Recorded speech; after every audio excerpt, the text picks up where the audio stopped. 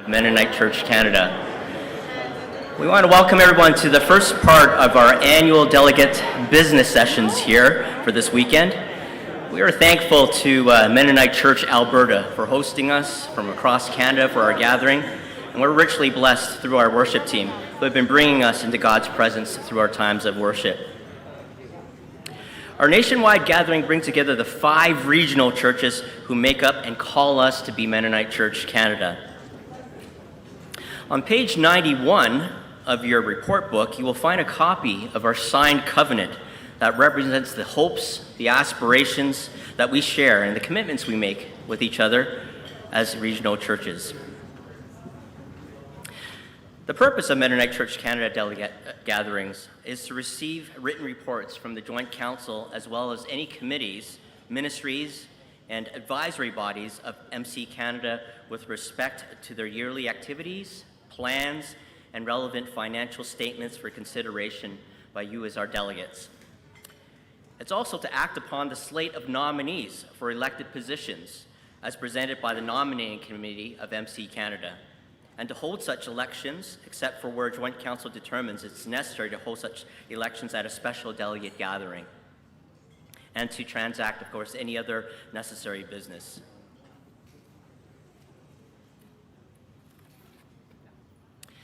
In keeping with our bylaws, we gather this weekend for the formal work of MC Canada, to receive written reports, to act on the slate of nominees for elected positions, as mentioned, and to act on other important business. For example, we'll be having table conversations for you to reflect on what's been presented. We'll also have table reporting when we invite delegates to the mic and receive written notes of conversations from all tables, whether or not you're a delegate. Our theme for gathering this year, Gathering 2022, is We Declare What We Have Seen and Heard. So whether you're joining us in person or online, we gather to share faith stories that inspire the mission of the church.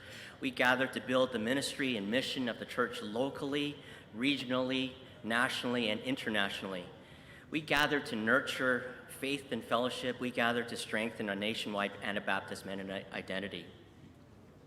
At this point, I'd like to invite Doug Clausen to join me as we welcome guests and partners from our broader church to bring us greetings.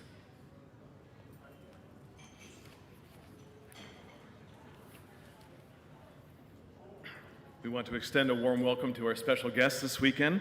I will invite them to come up and just say a couple of words and just come up in order. I'll name them in this way. So we'll invite Guyton to come from Mennonite Church USA, and then Arlie Clausen, who will come and as a representative of Mennonite World Conference, and then also Rick Kober-Bauman from MCC Canada, and then Clara Flores from Mennonite Disaster Service Canada.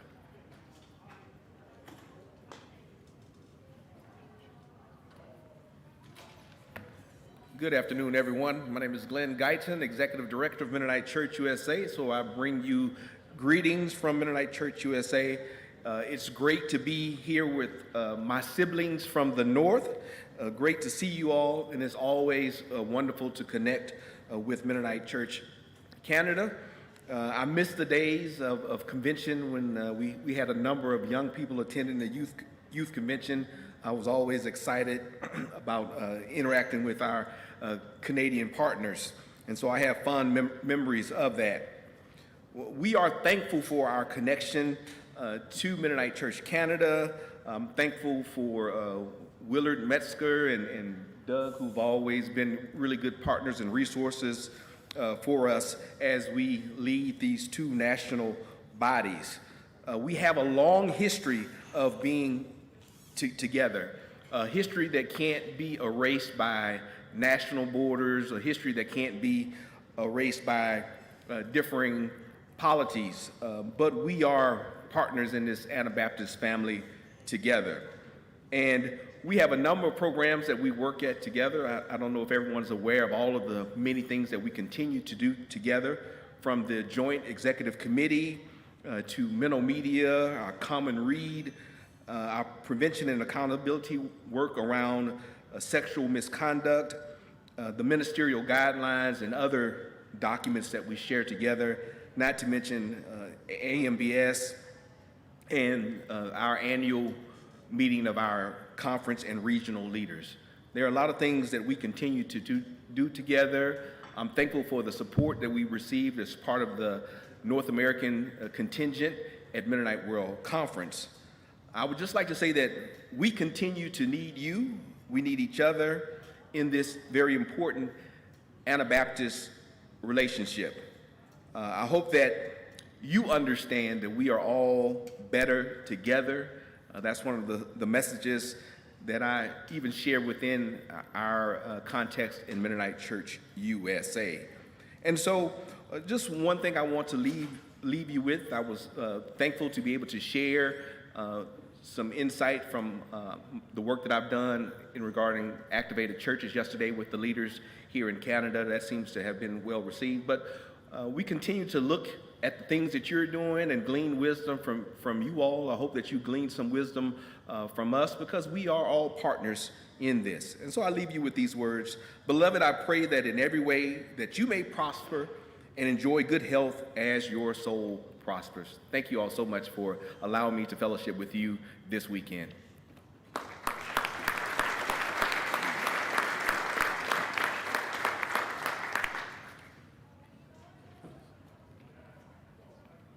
Good afternoon. My name is Arlie Clausen, and I know I wear lots of hats, and today I'm standing here in front of you as a staff member of Mennonite World Conference. Normally, Gerald Hildebrandt, who is the North American Regional Representative for MWC, would be here, but he is at the Mennonite Brethren Convention in the U.S. this weekend, and so I'm standing in for him. I bring you words of greeting and appreciation from Mennonite World Conference, starting with Henk Stenvers, who is our new president of Mennonite World Conference, leader from the Dutch Mennonite Church in the Netherlands, and Cesar Garcia, our general secretary, who lives now in Canada. They also want to convey our appreciation to each of you for the financial gifts and solidarity that we have experienced at MWC from Mennonite Church Canada in this last couple of years.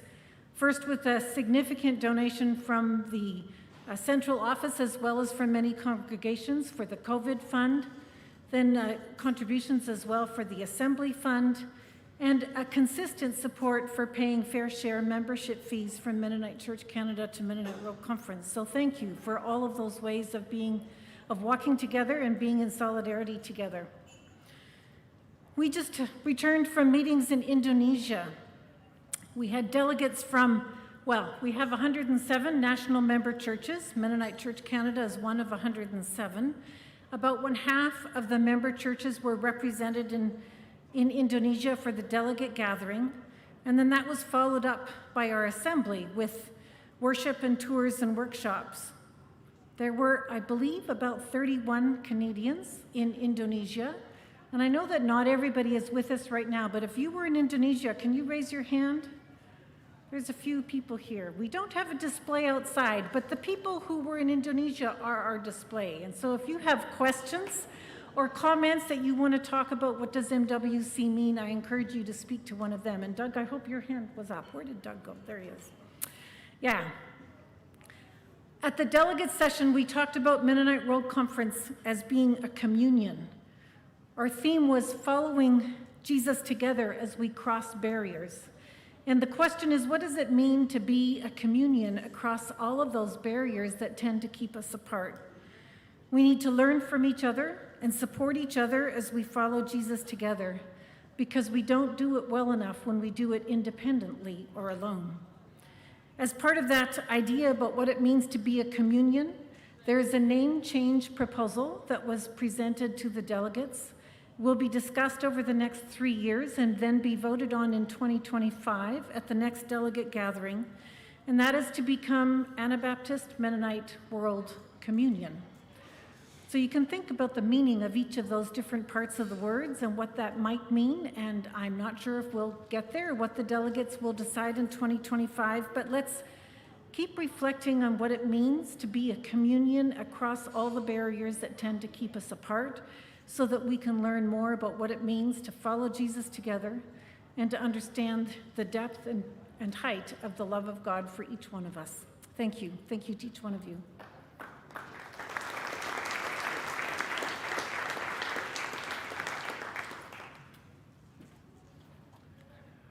Greetings from MCC Canada. My name is Rick Kober-Bauman. It's been a tough year. Pandemic, we came out of a year of it and went into another year of it. We've experienced a deepening hunger crisis that we now would agree with many other religious and other NGOs is a global hunger crisis. We were reminded again this morning of recovered unmarked graves. That's more than a year ago now. And war and violence. We all know we were surrounded by enough of that, and then we heard even more as Ukraine was invaded in February. MCC is responding in all 4 of those places, and I would say that's largely due to the fact that you and people like you have not chosen to be paralyzed or to be despairing, but have rather chosen to be generous and to be hopeful.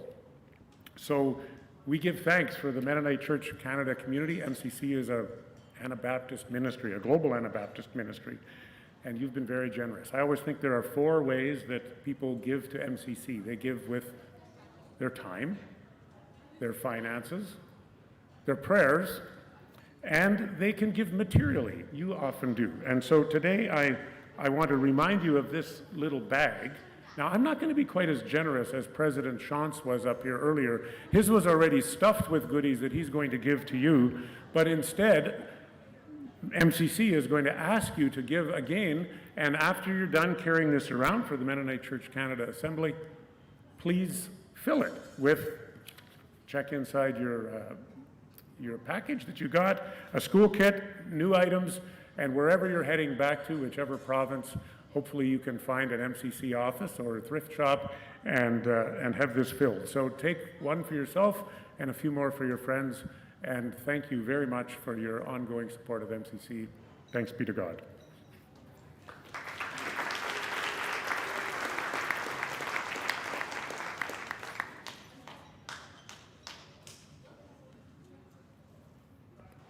Hello, quick disclaimer, my Spanish tends to want to come out when I have to give presentations or public speaking, so if you see me struggle trying to find or translate a word, just please bear with me, I will find it eventually. If not, then I don't know, sorry. So bueno, buenas tardes, mucho gusto, mi nombre es Clara Flores. Hi, my name is Clara Flores. I'm the Mennonite Disaster Service representative. I started with MDS in March as a part-time capacity till I finished my studies at CMU and then graduated and have then turned into a full-time capacity. We'd like to thank Mennonite Church Canada for inviting us and to as partners and being able to give a little greeting. So a little bit about Mennonite Disaster Service is that we respond to natural disasters. We have MDS Canada and MDS USA responding to natural disasters and rebuilding homes for people who have lost everything and who are either underinsured or have no insurance and can't, need a little bit of help to kind of get back on track with their lives. Our partnership with the different churches and constituencies of Mennonite Church Canada has seen that we have a varied faith background with our volunteers who many times give their time, energy, and expertise in building these homes. I'm going to give a little pitch, but if you do know of anybody who has building experience, we always need crew leaders, so let me know. Like Rick was saying, with the pandemic, our kind of outreach into in-person and rebuilding natural disasters has been limited. And therefore, MDS created the Spirit of MDS Fund, which is a grant that allows churches, Mennonite churches, or churches affiliated with Mennonite churches to apply to a grant that helps with outreach ministries in their community, such as soup kitchens, or if you have an after-school program that can help you with supplies, paying maybe some staff, or just doing repairs. And now that kind of restrictions have gone down, MDS has been working and finishing a couple projects in their final stages, such as cleanup and rebuilding of houses in Fraser Valley and Princeton. We also have a family project underway also in Princeton that allows for smaller children to kind of it's not building with tools or anything, they're doing yard work and cleanup. We also have a summer youth project that is happening in New Brunswick. And our major project this summer is the small community of Monty Lake, BC. I don't know if you heard, we had the fires last year. We're currently there doing all new builds. Foundations have done up. I think the walls have done all framing. They're now just starting to put in electrical and plumbing. And then this project requires usually 15 to 20 volunteers a week, not including our project director, our office manager, our crew leaders. So again, if you know of anybody, please let us know. We are always looking for more people to just kind of give their time. I will be very glad to talk to you about any opportunities or if you have any questions about MDS. I am fairly new to the position, so if I can't give you an answer right away, I can always look for one. Thank you again for this opportunity.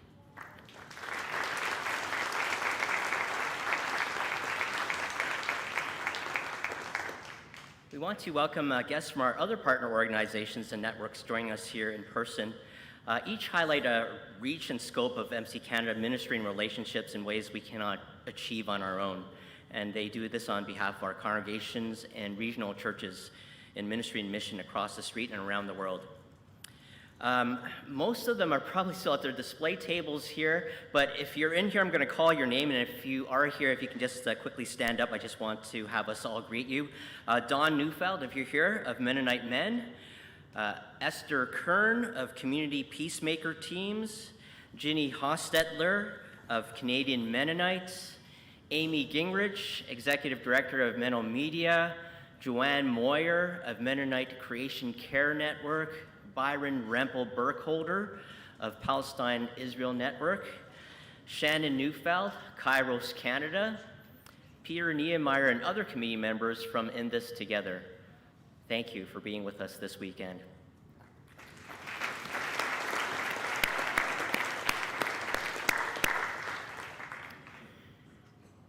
We are thankful for the many staff and volunteers whose dedication to our ministries help us to engage in the work of our nationwide church. I'd like to introduce your joint council members. And so I'd like to ask all our joint council members to stand while I just recognize you by name. Geraldine Balzer, Assistant Moderator, MC Canada. Alan Hebert, Secretary Treasurer, MC Canada.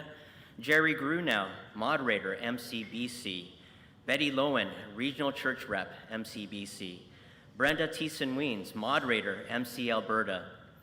Margaret Kruder-Harder, Regional Church Rep of MC Alberta. Sharon Schultz, Deputy Moderator, MC Saskatchewan. Gerald Gerbrandt, Moderator, MC Manitoba. Andrea Diavila, Regional Church Rep, MC Manitoba. Arlie Clausen, Moderator, MC EC. Yoel Trakun Masia Wong, Regional Church Rep, MC EC. Thank you, and be seated. Representing your Executive Ministers Group, and I'd ask if you can all stand, please. Doug Clausen, MC Canada. Gary Jansen, MC BC. Tim Weeb Neufeld, MC Alberta. Curtis Weems, proxy this weekend for Josh Wallace of MC Saskatchewan. Michael Paul, MC Manitoba. And Leah Reeser-Keller, MC EC. Thank you.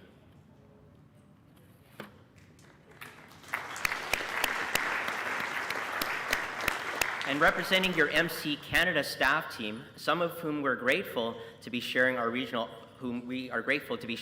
with our regional offices. Those who are here among us this weekend, if you could please stand.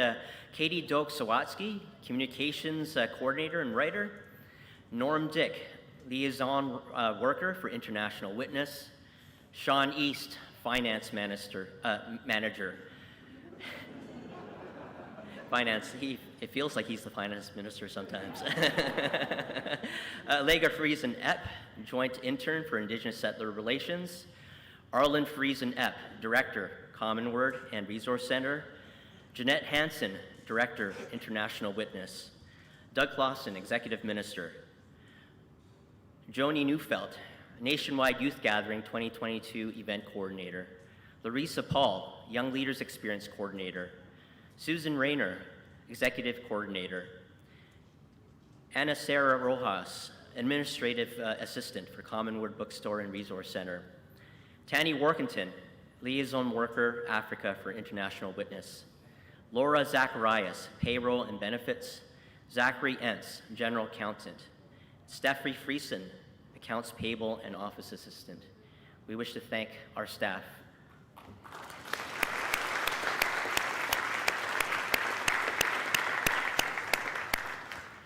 So I'd like to make a note on process before we move into our motions and into our business for today. Item 12.1 of our bylaw says that quorum for a delegate gathering shall be at least 50% of all delegates entitled to be at such a gathering who are present in person. So we have 81 of the 83 delegates in attendance today. And so therefore I declare that we have a quorum of delegates registered to process our business.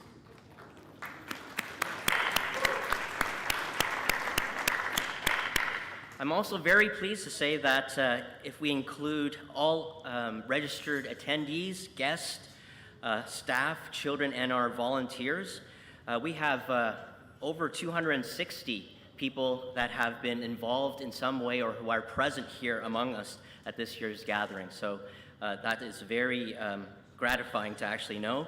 And for those who are joining us online, we're just very pleased to say that we had more than anticipated. Originally, we had paid for, I think, 300 attendees to be joining us over Feed Loop. We had since had to bump up our license to actually add to that an additional 25 and possibly an additional 25 on top of that. So close to about 325 attendees joining online. We'd like to welcome you and thank you for joining us online, engaging in this way.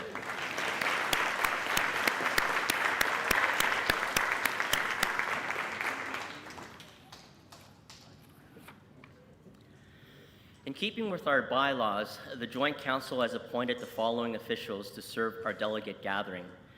Please stand as your name is called.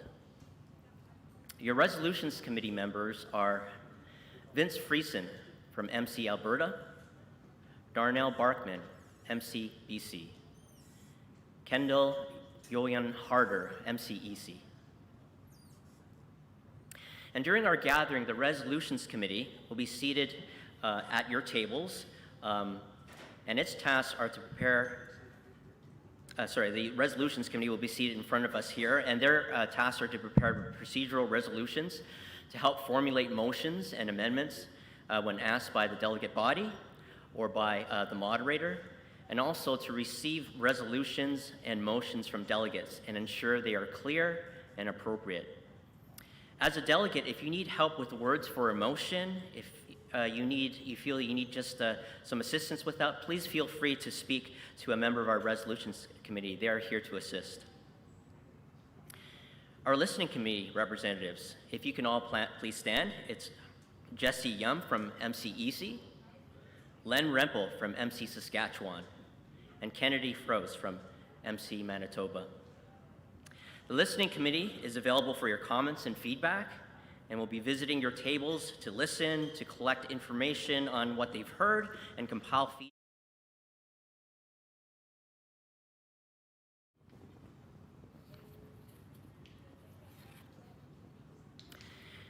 JD Penner will serve as our parliamentarian for our Gathering 2022 proceedings, and I invite JD forward to remind us of how we work with each other.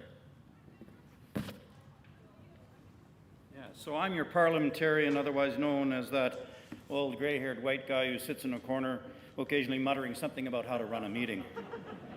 Real badge of honor, yeah. I like to review how, as members of the body of Christ, we want to conduct ourselves throughout our gathering.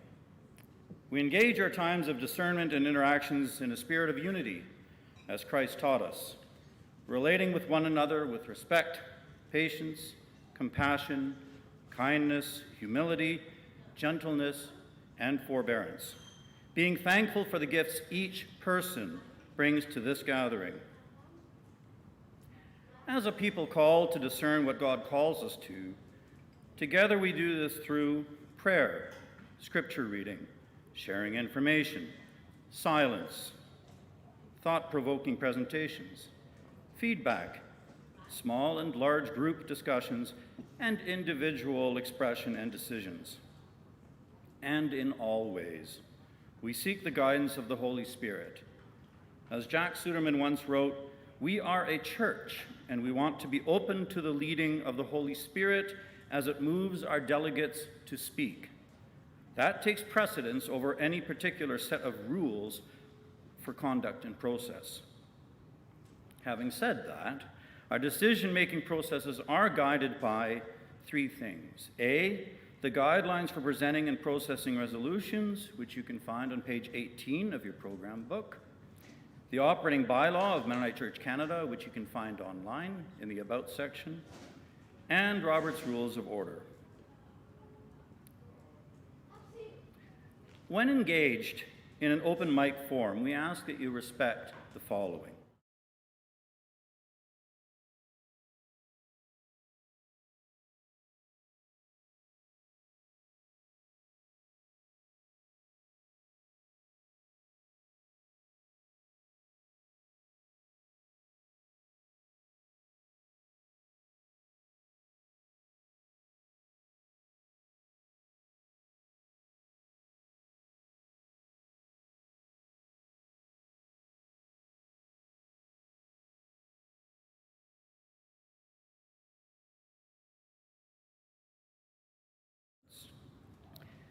In terms of voting, as per Mennonite Church Canada's operating bylaw, the business of a delegate gathering may be conducted A, by consensus without a formal vote, B, by a show of hands at the discretion of the chairperson of the delegate gathering, or on the request of a voting delegate, or by ballot vote when directed by the chairperson of the delegate gathering, or when a motion to require a ballot is passed by a majority of votes cast on such a motion.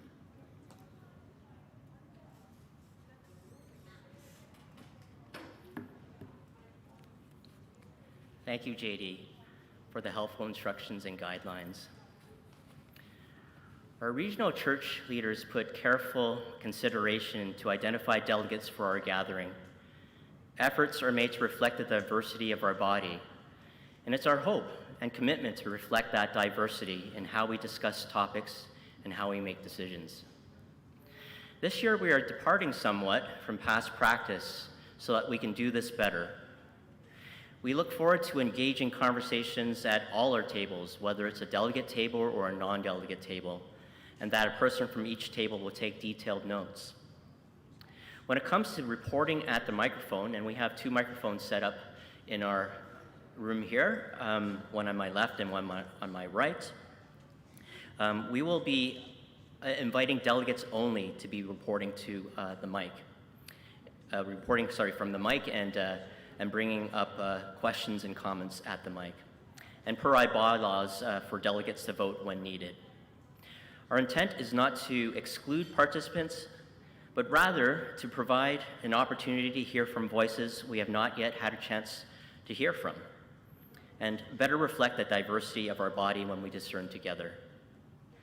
For the delegates who come to the mic to speak, we ask that you first say your name, your congregation, and the region that you represent. So we have 2 microphones available. If you are a delegate and have a question or wish to speak, please come forward to one of the mics, and as the moderator, I will acknowledge your request and you may speak. The first motion that we'd like to process are the minutes from our delegate gathering in 2019 in Abbotsford. And the motion here is that this motion actually was moved and seconded by the Joint Council, and it is that we accept the minutes of the delegate gathering held June 28th to July 1st, 2019. So delegates, I invite your comments, questions.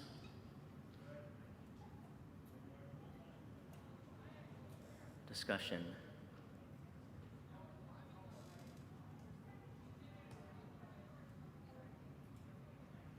All right, if there are no comments or questions on this motion, I would now ask that delegates, those in favor of this motion, to please raise your hands. Thank you. Those opposed, if you can please raise your hand. The motion's carried. Thank you.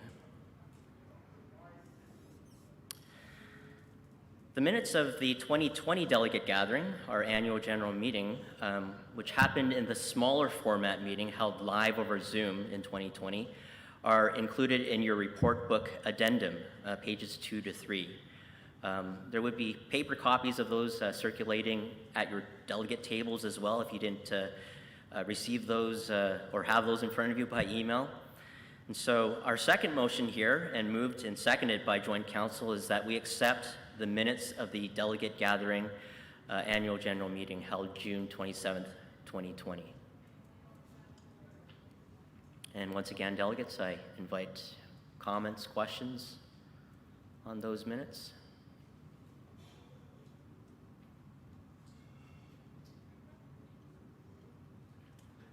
All right, if there are no comments or questions, I'll call the question and ask delegates, those who are in favor of this motion, if you could please raise your hand. Thank you. And those opposed, if you could please raise your hand. All right, the motion is carried.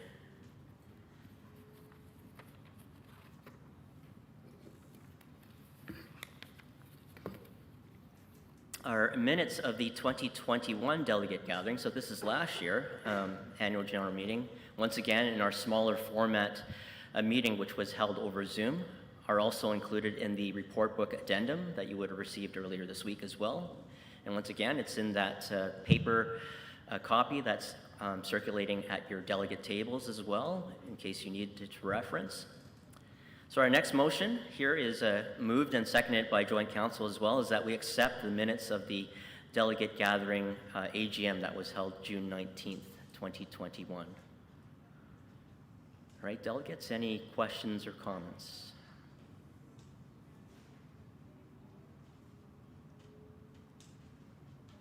All right, if not, I'll ask that those in favor of this motion, if you could please raise your hand.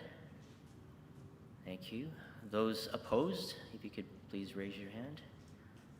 All right, the motion is carried.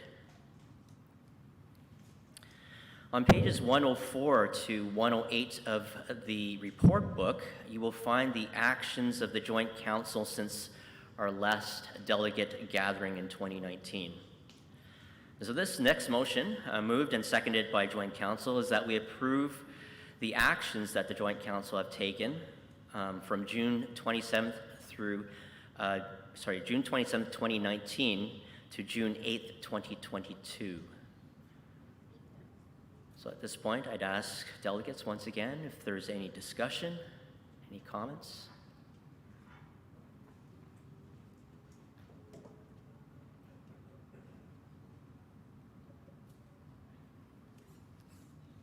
Hi there, David Drieger, First Mennonite Church, Winnipeg, MCM. I wouldn't mind hearing maybe some comment from someone from Joint Council regarding the consensus decision on January 25th on page 105 regarding the speaking publicly and acts of civil disobedience policy. I don't have a question of challenging that approval, but I feel like some of these things, I remember when it first came out, I remember it kind of popped up in some of these minutes, and I feel like it's one of these things that can sort of slip through the cracks. And I would love to hear a little bit of maybe just commentary, because I actually feel that document reflects a lot of the conversations we're having. Our speaker last night gave an example of civil disobedience in Egypt as an act of faithfulness. We've talked about, I was in a workshop around nurturing a culture of call, and our priorities around Indigenous settler relations, climate change, and I know a lot of young leaders are taking actions in different ways in relation to political and even legal ramifications. And so I actually see these things really tied up together, and I would just love a little bit of commentary from leadership around how they might see or understand that policy. Thank you, David. Okay, I'm going to invite Doug Clausen to come forward to maybe offer some comments on that. That's right, thank you.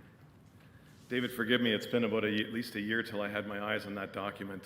And I don't have it in front of me at the moment, and I can't honestly recall some of the things that were in there, but I know what we did is we took the comments that came out of the 2019 gathering in Abbotsford, where it was discussed as well. We took it back and did some more refinement of it, and it was largely Arlie and Gerald who did some of the work on it for us for the Joint Council before it came back. And I don't have it in front of me, and I honestly can't think of some of the changes, but I don't know if, I don't want to put Arlie standing up, thank goodness, and maybe she can speak to it better than either of us can, as she was one of the architects of the changes.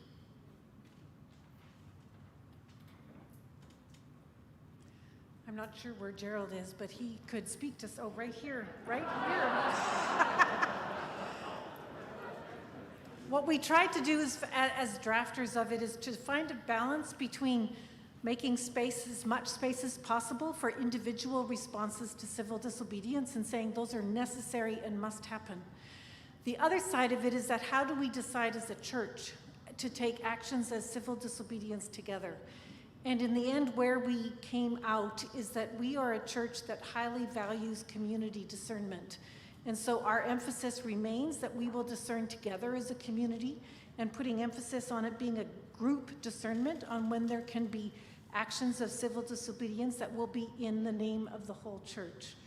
We hope that that does not stop us from moving ahead, but that we can continue to be called to actions of civil disobedience, but it's this balance between individual acts and what does it mean to be a church together making a decision about civil disobedience. Maybe Gerald wants to say more. Thank you, Arlie. Hi, I'm Andrea. I am from Winnipeg, Manitoba, serve on Joint Council as well. And I guess to clarify for people that perhaps are not as familiar with this document and don't have the history of years following up with the changes that have happened, this document was drafted to guide staff of Mennonite Church Canada as to when it becomes a personal choice to engage in acts of civil disobedience and not necessarily represent the organization of Mennonite Church Canada. This is not a document that necessarily guides you as constituents of Mennonite Church Canada as to when to engage or not in acts of civil disobedience. And that is because as staff or leaders in Mennonite Church Canada, we tend to carry this hat that we can't take off, that we represent the church. We represent the denomination. And so people might look at us and say, oh, so this is Mennonite Church Canada taking this stance. And then some people from here might say, wait, that doesn't represent me. That is not what I want the church to say or do, right? So if you people from Mennonite Church Canada would like the staff to engage in something, we would like it to be decided here. We wouldn't like the staff to take that decision on their own personal volition. So that is why this document was drafted. Not because we want to manage people's decisions on how they engage on civil disobedience. I do, however, think that there are times when, as a church, we need to take radical action and that we can inspire people and that there is room for that. But how do we do that in a way that feels like it represents and that it is true to our body? That is the tension that Joint Council has been dealing with for the past few years. And so I ask for your grace and your prayers as we continue to wrestle with this topic. Thank you, Andrea. Other comments, questions on the minutes of joint council actions?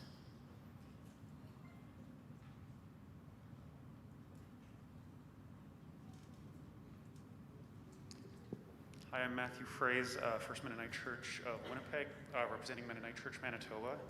There's an item, April 9th, 2022, on a podcast being put in the archives under restriction.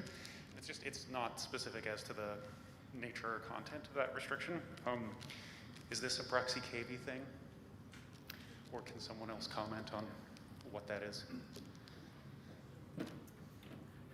Yes, thank you, Matthew, for asking. It was an Indigenous leader who had spoken a while earlier where we had some content, and he has since changed his views and asked for the content to be removed so that it wouldn't be dragged up from somewhere, and his older views would be then seen now and such. So he just asked for his content to be removed. Okay, thank you.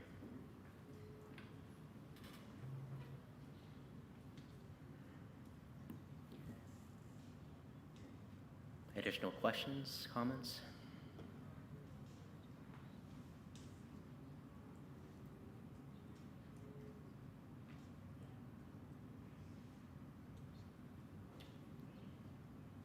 All right, if not, we'll call the question and move to the vote. Delegates, those in favor of accepting this motion as presented, if you could please raise your hand. Thank you. Those opposed, if you can raise your hand. Thank you. The motion is carried. Our nominating committee has been hard at work contacting persons for key positions for the work of the church. Their first meeting was convened back in September of 2021, and since then they have been meeting regularly, carefully discerning skills and gifts that God is calling to lead our nationwide church. We wish to thank the nominating committee for the many hours of work that are culminating this weekend. And let me just introduce your nominating committee for this year. So I'd ask that you please stand. Gladys Bender, MCEC. Marguerite Jack, MC Alberta. Waldo Neufeld, MCBC. Randy Hildebrand, MC Manitoba. And Terry Stefaniak, MC Saskatchewan. Okay, thank you. I'd like to thank our nomination committee for the work and invite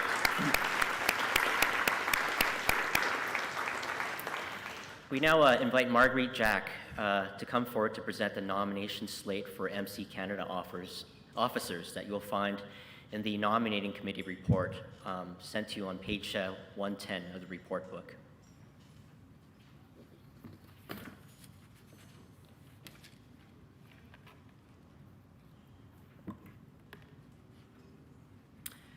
Thank you, Calvin. By the way, did you notice that our mountains changed color? It's kind of neat. So good afternoon. What does the nominating committee do? Or rather, what has this nominating committee done? At the urging of Calvin and Doug, we began our work in September of 2021. We began with some new faces, as the last time we were together was before COVID, and some of us could not continue. Anna Rayhan from Saskatchewan and Eric Rempel from Manitoba stepped back, and we were blessed to have Randy Hildebrand from Manitoba and Terry Stefaniak from Saskatchewan to join us. Our first task was to find a full slate of persons for the MC Canada Executive Committee. We approached area conference leaders for suggested names, and we were blessed with several persons that were happy to have their names stand for positions. We considered age, ethnicity, area church representation, gender, and suitability for the position for this time. And the slate for nominees is put forward with our best efforts and with prayerful consideration of God's leading. These people are, and I think it's in your report book too, is the moderator, the nominations for MC Canada Executive Officers. This is for 2022 to 2024. Our moderator, Geraldine Balser from MC Saskatchewan. Vice moderator, Bruce Bergen from Mennonite Church, Alberta. And Secretary Treasurer, Paul Gilbert from Mennonite Church, Eastern Canada, MCEC. We also put forward the area church nominee submissions for the nominating committee. And these persons will serve a 2-year term until 2022. These people or your nominations for the 20 to 2024 nomination committee are Gladys Bender for MCEC, incumbent, eligible for renewal. Randy Hildebrandt from Mennonite Church, Manitoba. Alan Harder from Mennonite Church, BC. And Joni Neufeld from Mennonite Church, Alberta. Our MC Saskatchewan member will be confirmed at the MC Saskatchewan Council meeting in October and approved by Joint Council after that confirmation. It was a pleasure for us to work with each other, and together we submit excellent nominees for your consideration. Thank you.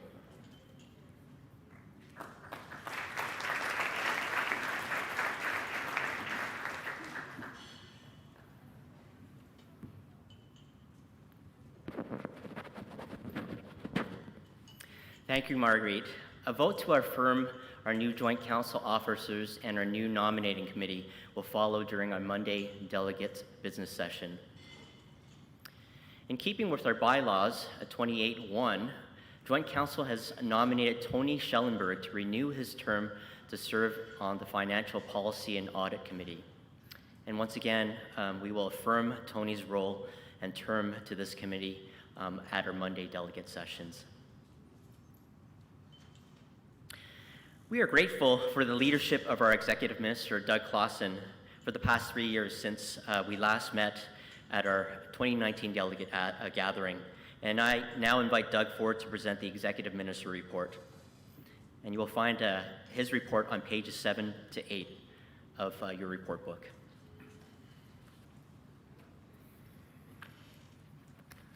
Thank you, Calvin. I won't reference that report specifically, but I'll just speak more generally and then do some discussion, some talk too about our staff. The last time I stood in front of delegates was the Mennonite Church Canada gathering in Abbotsford in 2019. I'd been 1 month in my role and I was profoundly excited, enthusiastic, and determined, but I can honestly say I was incredibly naive. I didn't know what I didn't know, and maybe that was good. But 3 years later, I am still excited, I'm still enthusiastic and determined, but I've learned a lot of what I didn't know, and I will admit that there were points where I didn't know if my excitement and my enthusiasm and determination was sustainable.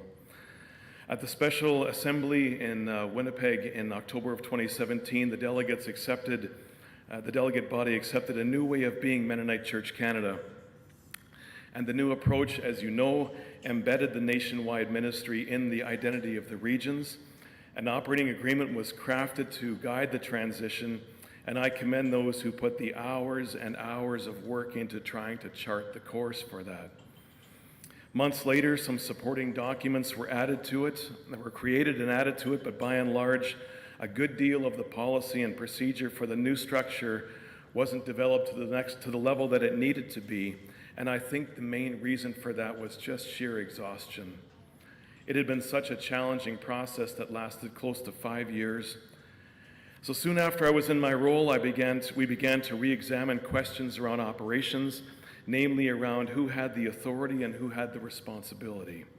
We also asked questions around when we were going to come up with a more permanent solution to Mennonite Church Canada finances. And I will say that not everyone was eager to dive back into those discussions, knowing how tedious and draining that work can be, and knowing that a revenue sharing agreement couldn't be agreed upon at the time of the transition, so that maybe it couldn't now either. But I express my heartfelt thanks to the Joint Council for having the courage to listen to the concerns that I was raising and then summoning the will to engage, even during COVID times, over a Zoom screen when these kind of discussions are already difficult to begin with in person. We now did them over Zoom. In my report, I outlined how we engaged a consultation that guided our examinations, and the work yielded some very good results. I think we have an operating agreement now that's in your report book that is even better and reflects the hopes and desires of this new structure, articulates my role as something beyond a governance facilitator and staff supervisor. And in a well-developed governance structure, authority, I say, has to match responsibility, and the lines of authority must be clear and they must be straight. The new operating agreement does that, and it was my hope to have an org chart ready to accompany it, but I'm telling you, our structure is so complicatedly beautifully complicated, we'll say, that it just takes some time. It might need multiple layers. It might be 3D by the time we get it done. But the other major accomplishment is what came to be known as the shared revenue agreement. The previous arrangement was that, and I think Alan might say more about this, was that in the closing months of the fiscal year, the regions would pledge what they would give to Mennonite Church Canada for the next year. I urged the Joint Council to find a more consistent arrangement that would make budgeting, programming, staffing more predictable. And after years of work, and large credit of that goes to Alan Hebert, after years of work, almost 3 to be exact, just 2 days ago in our meeting in that room over there, we arrived in an agreement that is going to now go to the regional leadership boards for approval. This is a massive, massive accomplishment, guided by Alan Hebert, whose patience and persistence is angelic. I would also like to say that I've learned a lot these past 3 years. Having been in congregational ministry for 28 years prior to this, you develop ways of working in a congregation and working with boards, with people who you see every week, you know? This was different. I admit that I was slow to learn, and I probably caused a good deal of frustration among the Joint Council. In congregational agenda development, it could be done more informally. Here we're pulling together representatives who represent more than 200 congregations, and many of these people have years of governance experience, and I had to learn, and I'm still learning, to develop and refine and test and look for cracks in an idea months rather than days ahead of a meeting. In congregational ministry, I used to say that an idea that takes a person or a group, that to get it to approval would take about a year. Here it takes at least 3. And I have to learn to be patient, and I am so thankful that the Joint Council has been patient with me. But I will also tell you that the Joint Council, which includes the executive ministers from each region, I'll also say that they're an incredible group of people. And while it's intimidating to sit at a table where 18 of these people examine your work, they do it with sincere care and a deep, deep love for the church. And while overwhelming at times and even frustrating at times, my work is a joy. And what a privilege I have to serve the community of Jesus followers as I do, and I give thanks for it every day. Another joy I have to work with is the staff, and I will just say a few things about them briefly, and I just feel so compelled to do that because of the large part of the success of this denomination functions with people many of you will just never meet. Susan Rayner is our Appoint 8 FTE Executive Coordinator. Susan has been an Executive Director in previous jobs that she's had in previous organizations. She has an incredible capacity to manage a myriad of details and to keep putting things back on the desk in front of us that seem to somehow get sidelined. Katie Doak-Sawatsky is our half-time communications coordinator, but is also an award-winning writer and a journalist. From the MC Canada side, she and Susan are the backbone of the organization in an event like this, and their work is unbelievable. Norm Dick, we second Norm Point 2 from MCEC. Norm carries the responsibility for international relationships in Ethiopia and Southeast Asia. People are made to feel like siblings when they relate to Norm, to MC Canada through Norm. Norm loves large, and these churches overseas feel that very deeply. Sean, that might stick, Calvin, that finance minister. We second Sean from MCEC for several hours a week, or a month, I should say. Sean used to run a $150 million multi-site manufacturing company, and the knowledge he brings to this kind of a role is astounding. And not only that, he's a pastor that also shapes how you understand financing in the church. And Arlen, if you email Arlen at Common Word, our director at Common Word, if you need resources for ideas around Christmas, or you'll be overwhelmed with options that he'll give back to you. If you want a book, he can get you a better price than they can get it for on Amazon. And here again, this is a ministry for Arlen. It's not just sales, it's resourcing congregations. But still, Arlen keeps the books so tight and so good. He can tell you the gross margin on a sympathy card that he sold an hour ago. It's remarkable. And he also did correct me this morning via text in my presentation, in my introduction to Cheryl. He said, actually, that was 2014 in Lethbridge where Cheryl spoke. Here's the Common Word link. So yeah, go to Arlen if you have a question. And then there's Anna Sarah, who you may not see if you go to Common Word. She works in the back room, usually surrounded by cardboard. Our online sales tripled during COVID, and Anna Sarah is the genius behind some of the platforms that we're using to do sales and resourcing. The combination of the work in with those two, right through COVID, even when there was an in-store shutdown, we still didn't go into the red. We still stayed in the black. Jeanette Hansen, after our restructuring in 2017, many of our international partnerships were deeply affected by the changes we made. And Jeanette courageously and vulnerably offered herself to those partners to listen and then eventually to apologize. And through Jeanette and Norm and Tanny, who I'll mention in a minute, we have recovered many of the relationships that were hurt over the time of our transition. Tanny Workington, a worship leader here, as you saw when I met with the Africa Inter-Mennonite Mission in Burkina Faso in the fall of 2019, I said, we can't quite handle all the load. Jeanette can't handle all the load. We need a liaison person for AIMM. I gave him a list of 4 people and said, who would you recommend? Which of these 4 do you want? And they right away pointed top of the list, Tanny Workington. And I finally said to the Burkina Faso leader, why do you want Tanny? And he said to me, when Tanny and her late husband Jeff lived with us in Burkina Faso, they lived as one of us. We want her back. Man, she graciously consented. Laura Zacharias. Laura has been on staff at Mennonite Church Canada for 36 years.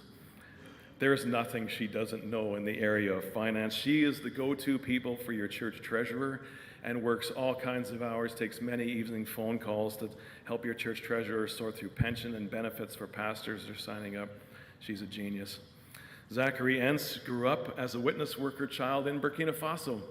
And Zachary understands from all sides of the world, how witness works and how funding works across the world, and not to mention how things work in Canada. And then Steffi Friesen, originally from Brazil, lived in Germany for a while, came through Mennonite voluntary service to Bethel Mennonite Church in Winnipeg, ended up marrying and staying here. She joined our staff in May after a transition in the accounts payable department, where for 3 months, Tony Schellenberg, Tony, just put your hand up back there. Tony, on our FPAC committee, volunteered to step in and cover things while we had a big gap, and he volunteered to step in. His only thing was, Doug, get this done before golf season starts. So we did. Steffi was there just in time. And so thank you to Tony. If you see him, give him a handshake and thank him for his time. And finally, I'll say that between Zachary and Steffi, they speak 9 languages. You can make a donation to Mennonite Church Canada in 9 languages. And they split their time 50-50 between Mennonite Church Canada and Mennonite Church Manitoba. Allegra Friesenep, we are 2 for 2 in having CMU valedictorians work for us. And so she was one from 2 years ago. Allegra has been our intern with Indigenous Settler Relations, sharing her time between Indigenous Settler Relations and CPT. She has been amazing. We have a short video from her in the next block. I will speak to ISR in general and to the Steve Heinrichs transition at that point. Larissa Paul, along the theme of leadership development, we have 2 wonderful, capable persons who have stepped up to do short-term contract positions, giving leadership to younger and older youth, young adults. Larissa Paul is doing an amazing job coordinating this youth leadership experience And then down in Camp Falakwa, tomorrow things are going to start to go crazy as youth come in from all over the country to the full to capacity Amplify gathering that's happening in the foothills of the Rocky Mountains. And we are both so thankful that these two women have given their creativity, their organization, and their love of fun and youth the tasks. So as you can see, with all these staff, many of them part-time, it is key. I think it's key in leadership that leaders surround themselves by really, really good people, and that's been an easy thing to do in our situation with Mennonite Church Canada. Bring the right people in at the right time, and things happen. And I give thanks every day for each one of them. Finally, I'll just mention quickly that it's been exciting to watch most of the regions go through a visioning process over the last few years. And with things solidifying in the regions and the regions finding their feet in this new structure, it's now time to begin thinking strategically around the nationwide church. And we're bringing all of you in on the ground floor on that on Monday morning. And I sincerely hope we don't run into a time crunch and have to forego doing it. That's probably our soft spot in this schedule. But decision building from the ground up, I think, is much better than decision making at the top level. So we're hoping we have time to do some of the groundwork for that for Monday morning. While I could say much, much more, again, I will just say I'm incredibly thankful for the opportunity I've been given. Thank you.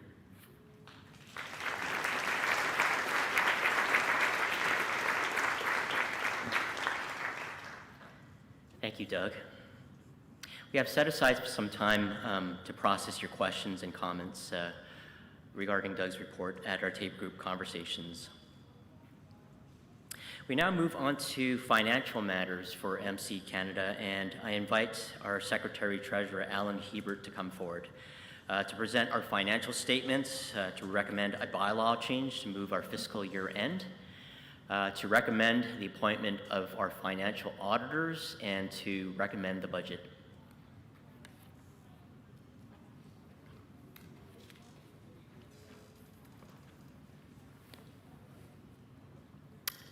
I'd like to start by pointing out, for those of you who haven't realized it already, I have quite an extensive Secretary-Treasurer report, which is starts on page 55 of the report book. And I was just wondering, we are going to be talking specifically about the financial statements and the motion and the auditor, but is there anything else in my report that somebody had a question about? You can talk to me unless you think you want to bring it up in front of everybody here now. If not, then I could have my first slide, please, on my presentation.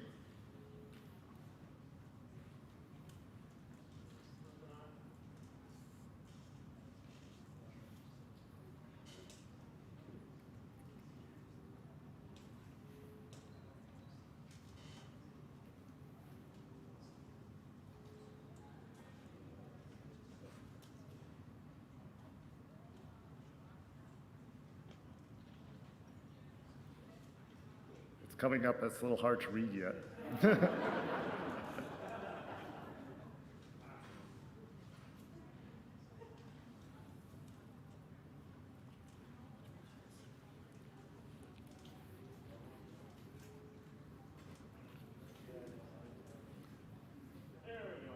Okay, good. Yeah, if you could, next slide, please. So our audited financial statements, which were audited by KPMG, are on page 63 to 82 of the report book. We also have, because it's sometimes a little easier to understand, the same figures presented as the operating budget, and those are on page 83 to 86. I'm not going to go over the details of it. You will note from the financial statements that KPMG reviewed our books following their normal procedures for not-for-profit organizations and the rules thereof. And they came to the opinion that they present fairly in all material respects the financial position of the entity as of January 31st, 2022. Next slide. You may also notice from the presentation of the operating budget following the financial statements that we had a surplus for and that's an error there, that should say financial year end 2022 of $43,600. Our revenue was higher than budget because some of the regional churches had been quite concerned at the beginning of the year about what their revenue would be, and they ended up having more donations than they had feared they would have at the beginning of the year. So they actually then ended up turning over more, in the spirit of the shared revenue agreement, they ended up turning more over to Mennonite Churches Canada's work. And that didn't apply to all regional churches, unfortunately. Some did suffer a little bit and weren't able to make their planned contribution. Expenses were slightly higher than budget, but only a small amount, so they pretty much tracked on budget. Next slide. Because the way our sharing goes, there's not only the shared revenue agreement that Doug alluded to, but there's also surplus allocation policy, which basically says that if we do run a surplus, we put a certain amount aside into our reserve funds up to a maximum, and then the rest of it is returned to the regional churches as a reduced contribution requirement for the following year. So after the audited statements were prepared and accepted, then we moved a little bit of money to top up our reserve, general reserve, to its maximum, and put some additional money in the capital reserve budget because we are anticipating, as you'll see in the budget presentation later, we still have some more repairs to do to our Mennonite Church office building in Winnipeg. And then the rest of it was distributed back to the regional churches. Next slide. At the end of the fiscal year, we have a number of different funds. We're going by a fund method of accounting for our statements. The first set of funds are bequest funds. So when you leave legacy giving to Mennonite Church Canada in your will, you can do it either generally through formation, or specifically to formation, or specifically to witness. And what we do is we take 10% a year out of those. So we spread out the bequest. If it's a large bequest, we spread it out over 10 years. And that's brought into the operating budget when you look at the operating budget. We have a Missional Initiatives Fund, which is used to fund new programs or study conferences, things like that at Joint Council's discretion. We have some funds that are restricted to our Indigenous Settler Relations work. The Company of 1,000 Fund is used to give grants and forgivable loans to people undertaking pastoral training or pastoral continuing education. And that is decided by a committee and done as, well, according to our financial policy as needed. And we still have money in a church building fund that was originally set up with Abundance to help give mortgages to churches. And now as Abundance is moving out of that business, they made the decision not to include or to issue any new mortgages to churches or church institutions. We're slowly deciding what to do with that money, or what would be a ongoing spirit of the original donation that was made to that fund. And so that's an area Joint Council's working on.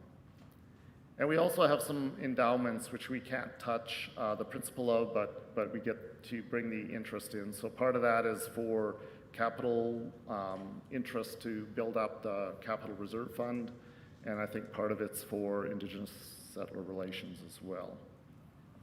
Next slide.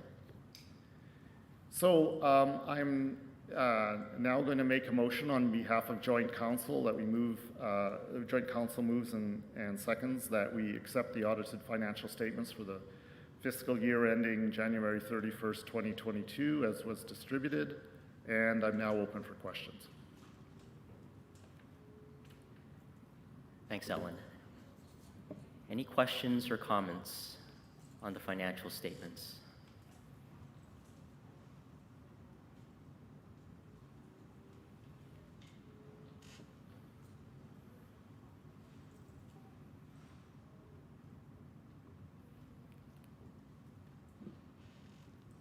Hi, Jose Luis Moraga from Winnipeg, Springfield Heights Mennonite Church, MCM.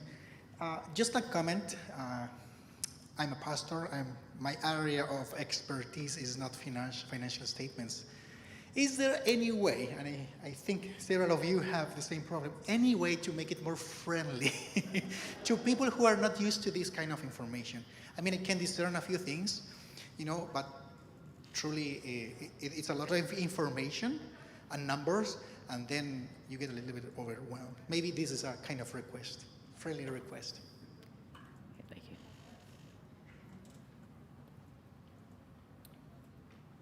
The actual financial statements, that's why we actually had the two ways of presenting the numbers. The financial statements, according to fund accounting and generally accepted accounting principles that our auditors require, are, I admit, fairly difficult to get a good picture of. But if you look at the operating budget, then that talks about where the money actually comes from and where it goes. And as we go into the budget presentation that I'll be doing in a few minutes, I'm going to talk, in a few pie charts and things like that. But so I have it for our budget we're proposing for next year. I hope is a little more friendlier, but I don't have it for the past year. I did that at the AGM a year ago. So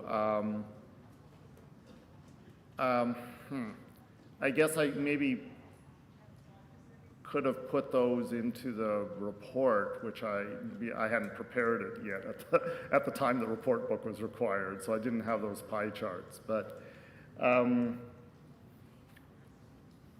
unfortunately, I haven't figured out how to give a lesson in reading financial statements in 5 minutes yet. I've been working on it for years, but I'm not very good at figuring that out.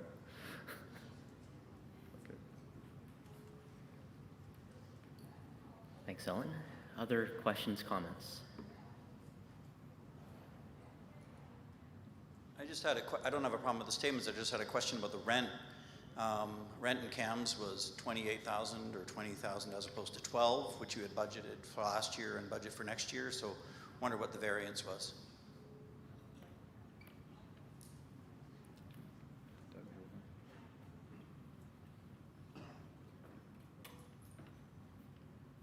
Sorry, that was rent that we took in, JD?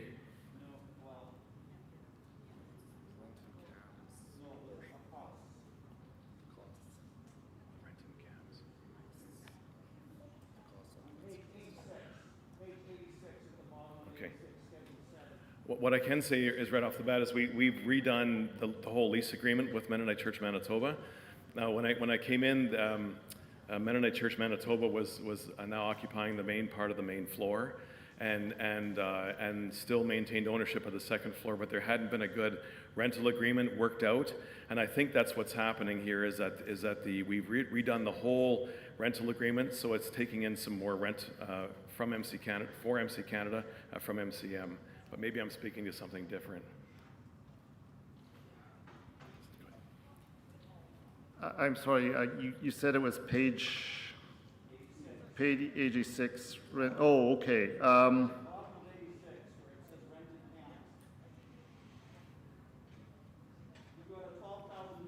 Right. I'm trying to figure out if that would have been utility costs and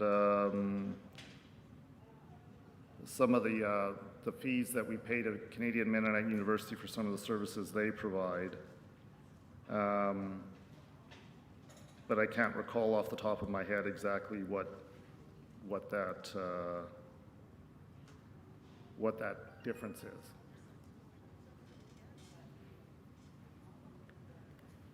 Sorry.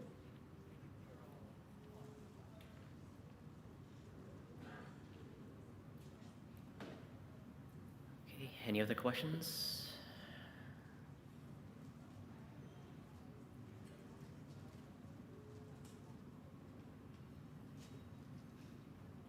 All right, if there are no other questions or discussion on this motion, I'll now ask delegates, those in favor, if you could please raise your hand for this motion. Thank you. And those opposed, if you can please raise your hand. Thank you. The motion's carried.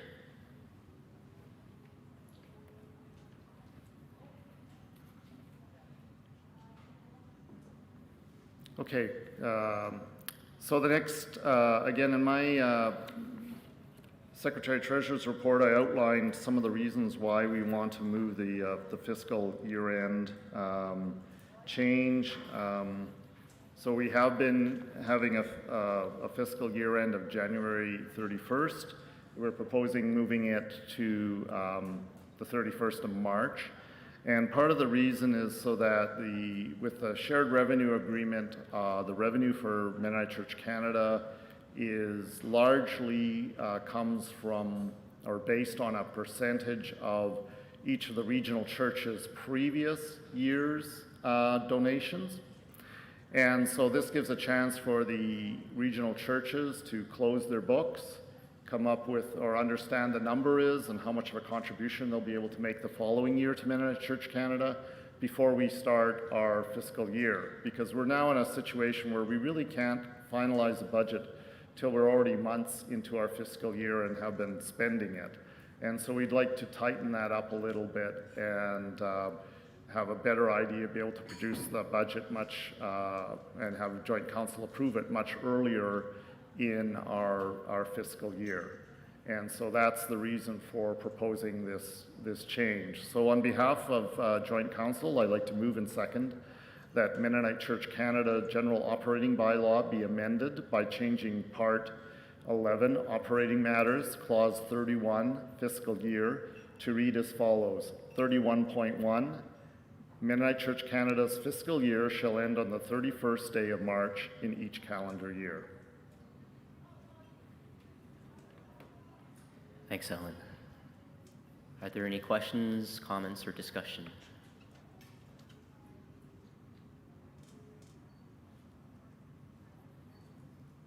I just have a quick observation. I see on the revenue list, it shows a considerable jump on the budget for the 22-23 year. I'll just pause if you can say your name and your congregation. Sorry, my name is Gordon Siemens from Mount Royal Mennonite Church, MC Sask. Thank you. Yeah, there's a considerable jump in the budget. Now, is that because we're now doing this for this following year? It will be 14 months instead of the usual 12. That's exactly correct. And I was about to point that out when we got into the budget discussion. But yes, we developed a budget assuming that this would pass. And if it doesn't pass, then I guess we'll be cutting everything by whatever it is, 12 over 14. So. Thanks for that question. Other questions or comments?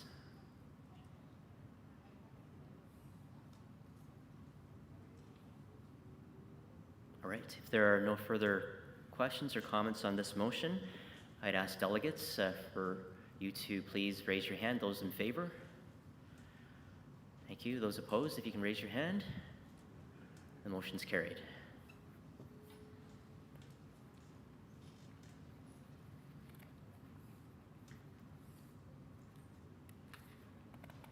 We have a script here. I don't know if I've been following it correctly, but okay, the next item. So the next item is to do with our auditors. So one of the requirements at our AGM is that we appoint auditors for the next fiscal year. And Financial Policy and Audit Committee does spend a little bit of time reviewing the performance of the auditors and talking with our staff about that after we receive the audit report. And we're once again recommending and Joint Council's concurring and making this motion. So Joint Council moves and seconds that we appoint KPMG as auditors for the fiscal year ending March 31st, 2023. Thanks, Ellen. Are there any questions or comments on the motion for auditors?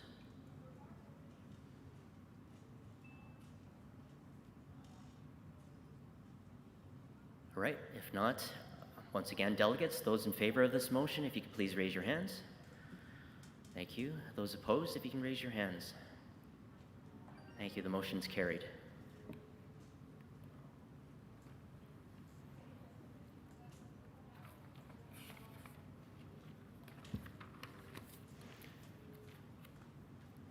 Okay, so the next topic we're going to be starting, but not finishing today, is talking about the proposed budget that Joint Council is putting forward. So this is in your report book, pages 87 to 89.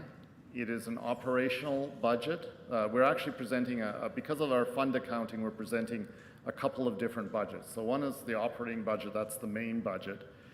The budget that's presented in your book is on a 14-month basis because we assumed that the motion that just passed would pass. But with fund accounting, we have this operational budget, but we can also have a budget for each of our funds where we propose to expend items from that fund. I'm going to be talking about in a few minutes a capital repair requirement that we have and a budget for that. The youth or young leaders experience program that's going on in these sessions is partially funded by the Formation Fund. And Joint Council has put forward a proposal to start a new half-time climate action staff position to coordinate climate things that we're doing to address the climate crisis. And that details of that job description, I think, are still being developed by Doug in conjunction with the regional churches and what the needs that are seen. And that is going to initially, as a new project, be funded from the Missional Initiatives Fund for the first 2 years of that program. Next slide. So to try and understand a little bit the numbers that are there, and again, I'm not going to go over the fine details of the operational budget, but I thought I would talk about where does the money come from and where does it go. So our regional churches commit at the beginning to contributions at the beginning of our budget cycle, and with this budget, the regional church contributions amount to 55% of our revenue. The second major source of fund is the relational witness donations that are made by individuals and congregations as part of the support networks for the different international witness workers. And the amount that is budgeted for that amounts to about 18% of the total revenue. So all of our witness workers are partially funded by these relational witness contributions and partially funded out of the general operating budget, part of which includes money that's drawn in from the International Witness Bequest Fund. So that's the bequest draws and interests are about 11% of our budget right now. So that's legacy giving that the saints who are no longer with us have decided to give part of their material goods in their wills to the church, and we use that over the years. And finally, we have fees and self-generated revenue. So that's items like we do charge a little bit of a fee for providing the pension and benefit program that we can provide to your church and regional churches and individual congregations. And we have a few other small sources of fees and so on. Next slide. So how do we spend the money? The operational budget, international witness is the largest share with 34% of our budget expenditures. We have a communications budget, plus we, part of the Every Home Plan, give to Canadian Mennonite. That total between the two of them amount to 11%. Indigenous Settler Relations, 6% of the budget. We have memberships, so Mennonite World Conference, Evangelical Fellowship of Canada, and Canadian Council of Christian Churches. The bulk of that is Mennonite World Conference. That amounts to 5% of our budget. Formation area, so leadership formation and formation, providing resources for formation within your congregations, so that through Common Word, that's 11%. The Joint Council, Executive Office, Doug and Susan, Joint Council, meeting expenses, Doug's travel, things like that. They amount to 14% of the budget. And then finally, support services, occupancy, and others. So running the accounting, the pension and benefits plan, paying for utilities, and that sort of thing.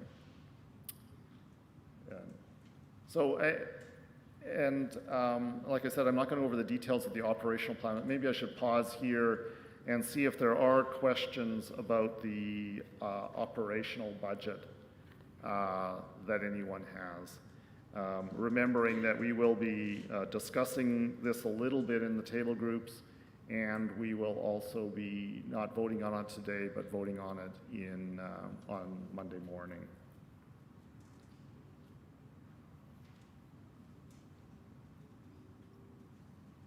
I'm Len Rempel from Pleasant Point and Warman Mennonites of MC Sask. I just had a question on the expenditures. Now, I have to qualify this. 2 years ago, I would have been really excited about this. Now I'm just curious. But I noticed that the contribution to Mennonite World Conference went from $35,000 to a little over $90,000. And I'm just wondering if there's something specific there, or if I'm reading that wrong, maybe.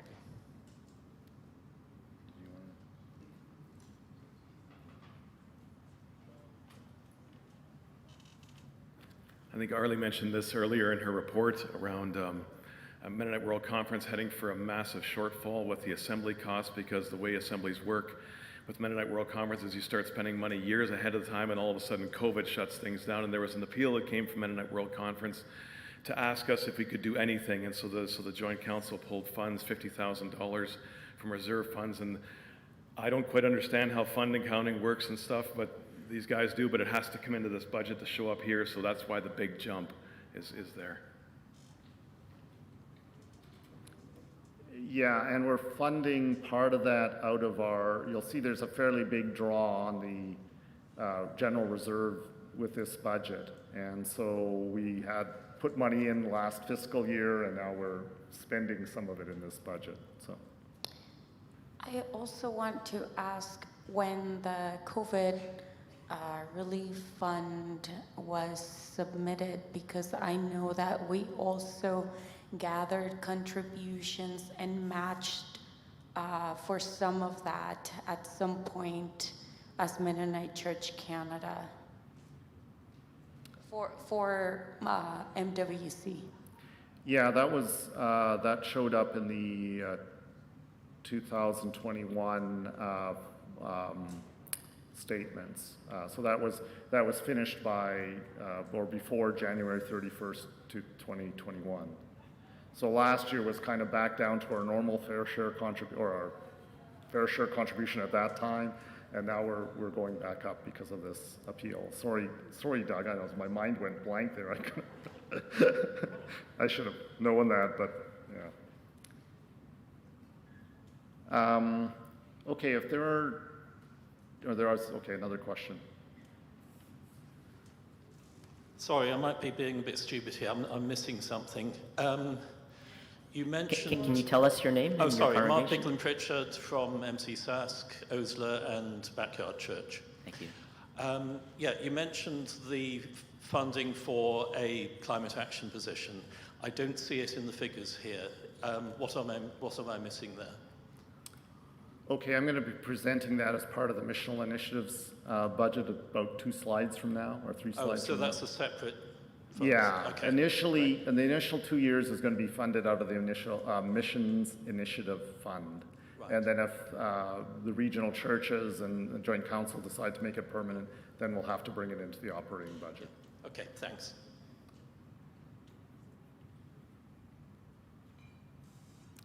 Okay, maybe we should move on to the next 2 slides then. So first of all, a capital budget. It's presented over the last couple of AGMs, which are smaller, but we're on Zoom. We've found out we needed to do work on our 30-year-old building. Imagine that. So over the last 3 years, we put on a new roof, new HVAC equipment, had to do some mold remediation. And last year, we took an engineering study because the siding on the building looks quite bad. It looks bad, and it's stucco and wood, and it's pitted in a few places. But we actually had an engineering firm look at it and determine whether it was so far gone that we had to rip it out and deal with mold and all sorts of issues like that. And fortunately, it came back quite positively that there was no permanent damage yet. So then we were wrestled all winter, and I know Doug put a fair bit of time and worked with some other project managers to see whether we could re-side the whole building, and right now that's very expensive. So we decided the prudent matter was to repair the current siding rather than replace it.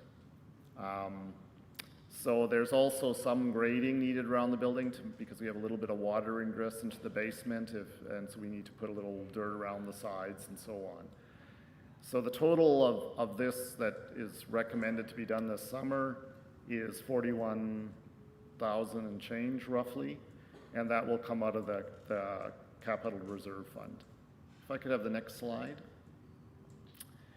So the young leaders experience at the gathering, we're taking $25,000 under the Formation Fund, as well as contributions that are made by the churches and participating congregations, and then we have expenses to run that program as shown in this slide. And finally, the Missional Initiatives Fund budget, develop and hire Appoint 5 position in climate action. And again, this is a 2-year kind of pilot program that we're funding out of that. The cost for this fiscal year is going to be quite low because it's not hired yet, and it's only a half-time position. We're not 100% sure where it's going to show up on the salary scale. That'll be determined once we have the actual position defined and agreed to by the regions, and so it's probably only going to be about $17,000 to $20,000 this year. That's the number we're putting in there right now for budget purposes. But if it ends up being a little bit more than that, you know, that's part of budgeting, is you don't always get the numbers exact. And so that's going to come out of the Missional Initiatives Fund, which has got enough money to cover that in a little bit for the next couple of years. So any questions on those fund budgets that I've just shown you? They're also in the supplement that the report book addendum that was on your table.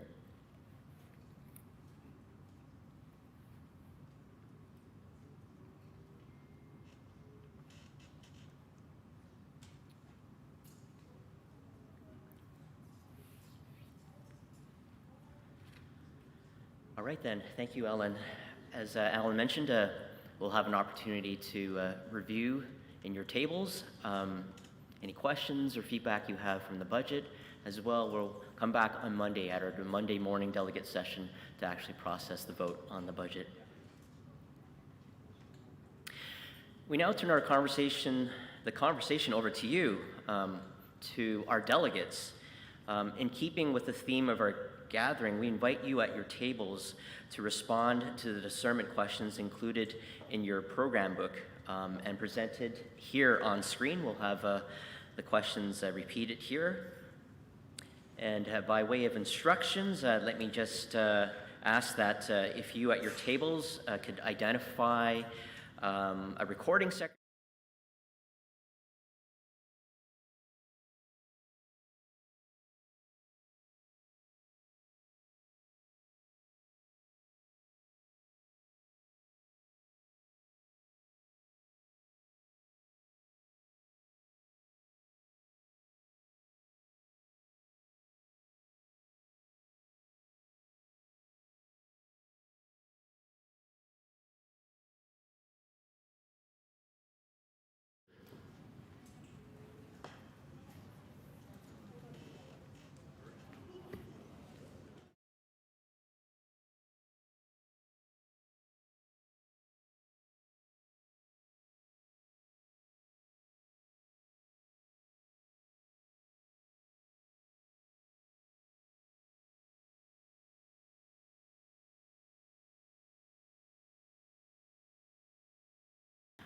All right, we had a few more questions than anticipated during our motions there, so we're looking for ways to conserve and try to recover some time to get us over to our workshops. And so we'll have 2 table groups report. Your feedback is important, so please, if your table is not called to actually come to the mic to report, please do keep your notes, and we'll be sure to actually have our listening committee compile those and have that feedback come to joint council. So why don't we have table number 6, if you can have your recording secretary or representative come and tell us more about what your table has discussed.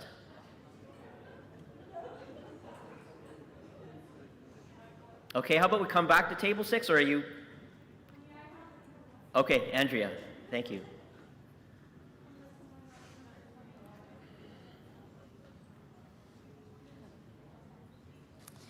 Again, I'm Andrea. I serve on the Joint Council and I was taking notes. So I guess that's good that I was listening.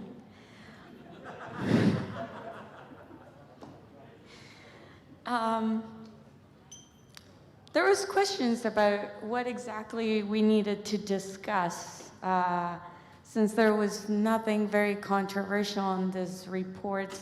There was more questions about what wasn't said. So there's a lot of things that are still waiting to be heard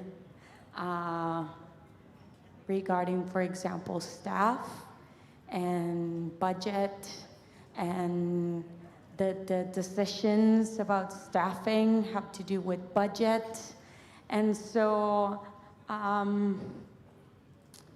yeah, I think there was a lot of affirmation around the table in terms of Doug's leadership throughout the pandemic. Nobody signed up for that, right, Doug?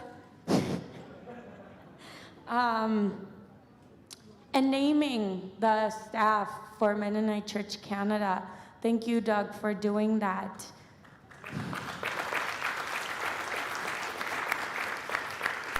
Because we often don't see them. We see you as a public face for Mennonite Church Canada, and some others that have been public figures for a really long time, like Steve Heinrichs, right? He was a very, very public figure for a long time. We see Arlen perhaps quite a bit because he does a great, great job at letting us know all of the resources that are available at Common Word. Please check them out.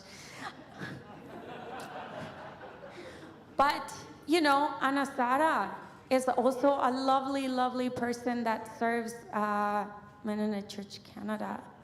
And I know Zacharias is her last name, but Laura, I know that she is essential, particularly for people like me that serve as pastors, right? So thank you for naming the people that are in the background. So those were some of the affirmations that were around the table. Thanks, Andrea. And if we can have a rep from table 8 come and tell us about the conversations, comments, questions that came out of your group. Okay, my name is Glenn Sawatsky from MC Sask. Our notes were maybe somewhat similar. We got a little bit distracted with some questions, or preoccupied with some questions around the reallocation of money in the creation of a new 0.5 position for creation care, and some discussion about what that job would entail. And we're going to hear more about these things on Monday, and the restructuring of the ISR arrangements and things like that. So that was kind of where the conversation went in our group, and wondering whether those positions were being created sort of proactively or reactively, was the way that you put it in. Bill had some questions about that he could articulate better, but it's sort of captured in my notes here. And whether we're just responding, I think was your point, Bill, to the latest, whether this is going to be 2 years and then the new thing is going to arise and then we're going to be constantly shifting these positions or something like that. It was sort of part of one of our wonderings at our table. And that was kind of all the time we had from Table 8. Yeah. All right, thank you, Table 8, and thank you, Table 6. I hear some common themes around questions that might be picked up in our second round of table conversations following our program reports, which is where we want to move right now. And so we'll now turn our attention to programs of MC Canada. Indigenous Settler Relations is an important program for MC Canada. Allegra was unable to join us today, but instead she's prepared a video update that we'll now show and have Doug tell us more about this ministry. So page 13 in your report boards, you'll find the Indigenous Settler Relations report. Thanks, Kelvin. We'll cue up that video in just a minute. I'll say a couple of comments first. And I'll just start by saying I miss Steve Heinrichs. We miss him at the office. We miss his expertise. We miss his extensive connections. And most of all, we miss his passion for the work. The worst part of any executive leadership or board position is to have to determine what to do when you just don't have the money to do all that you want to or need to do. Over the past few years, it's become obvious to us that the decision, what was decided in the restructuring back in 2017 around leadership and formation, was an underestimation of what would be needed. This has been compounded by the acute pastoral shortage that many regions are experiencing, and recent surges in misconduct cases that consume an unbelievable amount of time and energy. The regional ministers and I all agreed that we needed to bring back at least a 0.5 full-time equivalent position for someone to work in leadership formation. And at the Joint Council, when we were finalizing this decision in April around budget time, we could see that there was just no way the budget could sustain an additional half-time addition.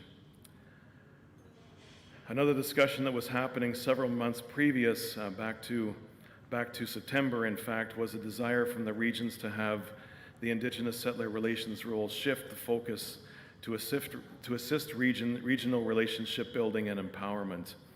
This would not only, we were hoping, and not only broaden the number of relationships with Indigenous people across Canada, but focus more on the local relationships as a catalyst for any kind of engagement and advocacy work. So in April, we made the very difficult decision, and we made the very difficult conclusion, actually, that to accommodate the necessary 0.5 FTE role in leadership formation, we would have to try to do the ISR position in 0.5 FTE. And whenever you need to change a job description that much, you need to speak with the person about the options, which is what we did. And very sadly, it involves Steve staying for another month to finish up some beloved tasks before departing. And we have heard laments, and we have acknowledged them, and I receive them, and I hold them. And I've also not shied away or tried to scurry things away or hide things. When we spoke with Cheryl about coming here, her and I had exchanges about this, and I didn't tell her, don't mention Steve. I didn't say that. I said, we got to be honest. And so we really hope this is not a step back. We really hope it's not. We hope it's a step away from a full-time to a half-time, but we're hoping it's going to be a coordination position that will rally what's happening in the regions and bring us not just as one main person working in a nationwide church, and that's an overstatement, but to have the regions all coming and coordinating with each other and working across the nationwide church in their locales, but then also together. Steve's final project was to finish up the details on the publication for Edith and Neil's Von Gutten's book. And Edith and Neil, as we heard mentioned by Calvin earlier, spent a lifetime and have many lessons to teach. And as he said before, have sold 200 copies out of the back of their car with this book. And I've just mentioned earlier too that Allegra did an internship with ISR and CPT. The last part of her internship was to be spent in Palestine and Jordan. Shortly before she arrived in Palestine, she got COVID, which delayed her, which made her miss most of the training that she went there for. So long story short, we said just extend your stay there, do what you wanted to do, and send us a video instead, which Bruce has, and he'll cue it up. Hello everyone. My name is and I have been an intern with Mennonite Church Canada's Indigenous Settler Relations program for the last year and a half. This has been an internship with community peacemaker teams, and it has been my joy and privilege to help bridge the work of these two organizations. This internship has resourced MC Canada and CPT constituencies with worship materials and educational tools about Indigenous solidarity. Together, our organizations have advocated for Indigenous rights, both in Parliament and on the ground. We have joined in grassroots initiatives led by Indigenous elders and youth. And last year, we sent a joint delegation to Wet'suwet'en territory to accompany Indigenous land defenders. The work of Indigenous solidarity is more important than ever before, as we face a climate catastrophe instigated by the material demands of settler colonialism. As MC Canada shifts the focus of its Indigenous solidarity work to the regional level, we cannot afford to lose the vision and passion modeled to us by previous national directors of the program, including Neil and Edith von Guyton, and most recently, Steve Heinrichs. I invite you to learn more about your regional church's Indigenous Settler Relations group and ask them how you can support their work. It is also my hope that future internships will be possible at MC Canada, not only with Indigenous Settler Relations, but with International Witness, Common Word, and Communications. Each of these ministries need the wisdom and leadership of young people who will bring unique and valuable perspectives about the life and work of the church. I believe our denominational programming will be strengthened by welcoming more young leaders into our national church office. Thank you for the ways that you have welcomed me.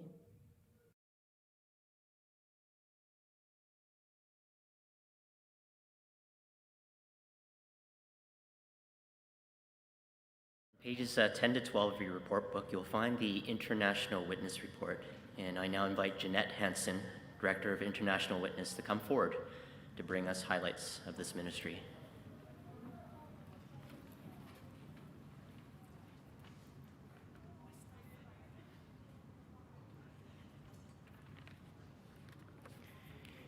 Hello, good to be with you today. My name is Jeanette Hansen. I'm the Director of the International Witness Program for Mennonite Church Canada. What is in your hands? When God was sending out Moses to free his people from Egypt, Moses protested that he couldn't do this. And God asked, what is in your hands? Only a staff. But God used that. When Jesus gathered the 5,000 on the far side of the lake, and he asked his disciples, what do you have to feed them? Simply 5 loaves and 2 fish. But God used that, and it was sufficient. This is the question that is asked of every worshiping group in the Friends of Grace network of churches set up by Mennonite Church Canada witness workers Tom and Christine Pouvong. Maybe I'll just wait till the slides catch up. No problem, no problem.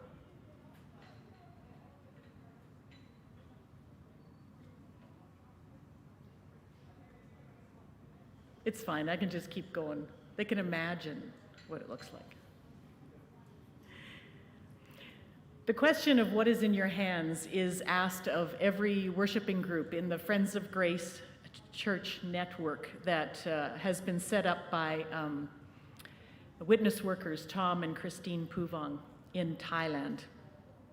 And I'd like to give you a glimpse of the answers that some of the groups and others around the world have answered to this as they see that God has given God's family of faith everything that it needs to serve their communities and strengthen the body of Christ. You can just go to the third one. There you are. Great, thanks.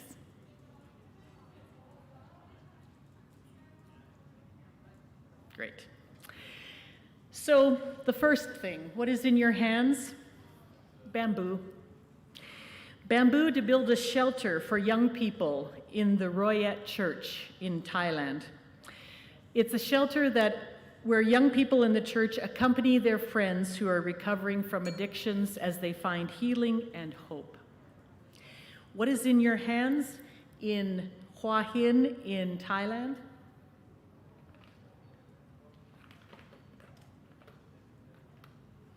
A basin and a towel. Pastor Tip said she is the most Anabaptist of us all because she washes feet every day.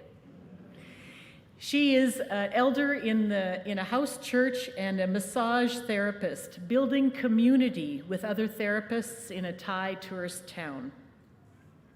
What is in your hands? Coffee.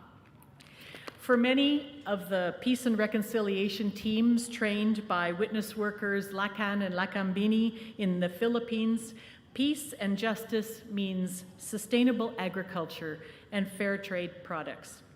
Get a taste of it. Come and buy some at the table outside. For witness workers Boki Kim and Sukyang Park, planting peace churches in South Korea, they put peace into practice by working with schools, community groups, and the justice system. What is in their hands? A talking stick, used in the restorative justice circle groups that they facilitate and train. Sharing gifts and building relationships with the Mesorita Christos Church, Werner and Joanne DeYoung are supporting seminary education in Ethiopia as the church upgrades their Bible college to a seminary. Hands that serve can be dusty with chalk from a classroom. At a difficult time in the life of the church in China, pastors and lay leaders of small groups are supporting each other as they look for an expression of church that is meaningful in the context where they live. And they have found this through stories. Stories that are familiar to us, but bringing new life and a gift to the larger Chinese church. So, my question is now to you. What is in your hands? What has God given your congregation to be used to serve your community and to strengthen the global body of Christ? Congregations across Canada are joining together in witness support networks with one of the 15 international witness programs around the world. We are looking for more congregations. Where can you contribute? We need congregations to build sister church relationships in Colombia. We are looking for congregations to join witness support networks for ministry in Myanmar, South Korea, and Western Africa that need your help and participation. For more information, you can contact your regional churches. And you see the names of the people on the screen in front of you. Thank you. Thank you for your faithful work in giving and encouraging and supporting these ministries in prayer. Come to the witness display table in the hall, and if you can correctly identify the countries where these objects are used, you'll get a prize.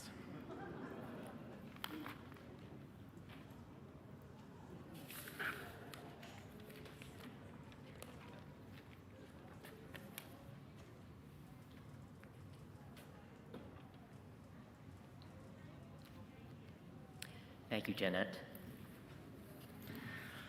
On pages 14 to 15 in your report books, you'll find the report from Common Word and Resource Center, and I'll invite Arlen Friesen forward.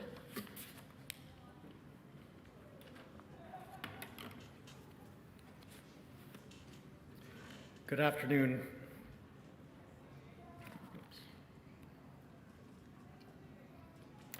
Common Word is your Anabaptist bookstore and resource center, here to help you nurture faith at home, in the congregation, and across the church.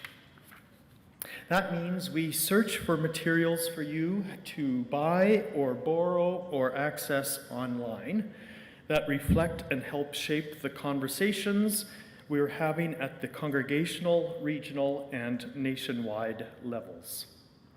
Conversations like we're having this weekend about faith sharing, relationships, evangelism. Other conversations like intercultural church, Indigenous settler relations, climate action, Palestine, Israel, among many others. And we provide resources for congregational life like worship, mission, education, and congregational care, and items for volunteers, pastors, church administrators, parents, and avid readers of all ages.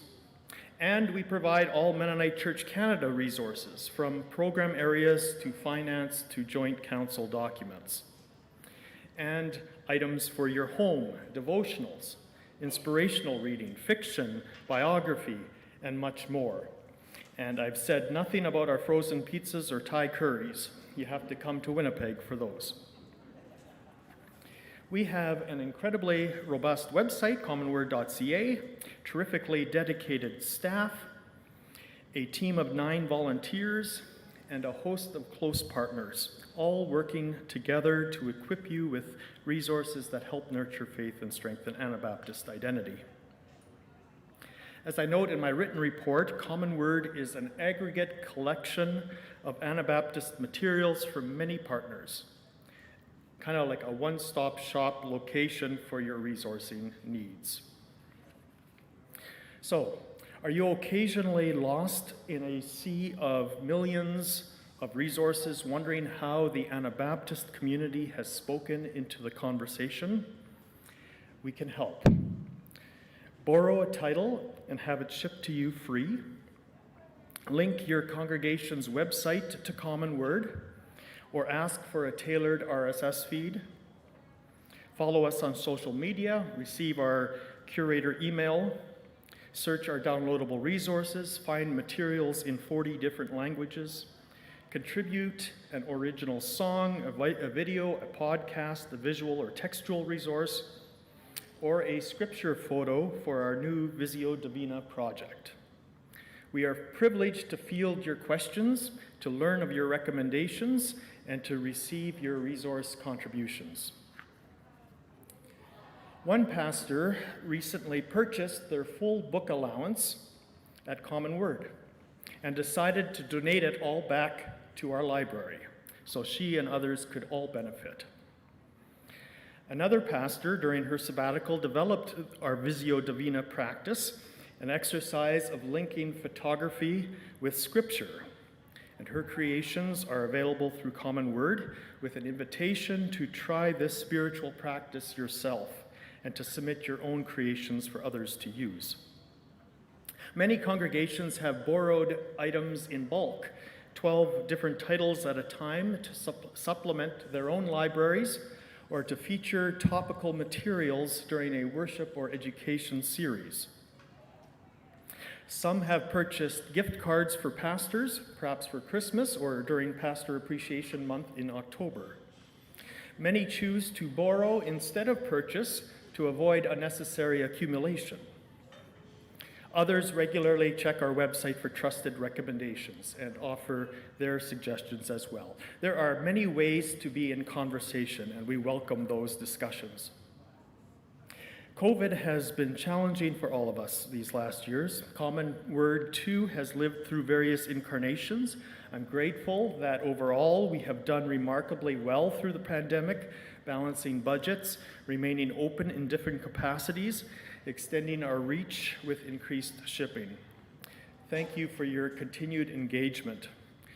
Thank you also for strong financial support through your regional church and direct donations. Thank you also for your patronage. There are better alternatives than Amazon. Thank you for borrowing resources.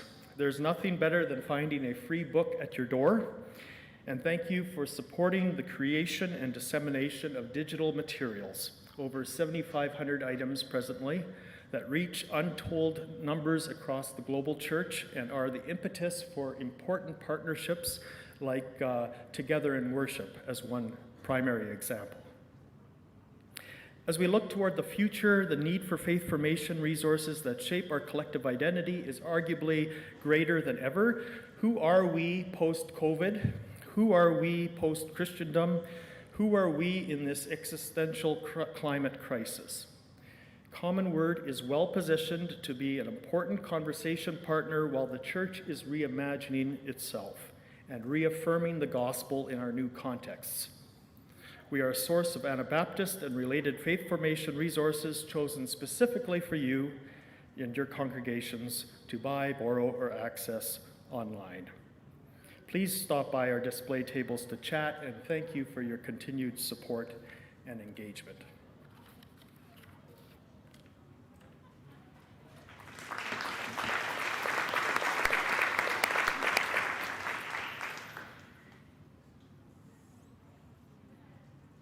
We now turn the conversation back over to you, to our delegates, non-delegates at your tables.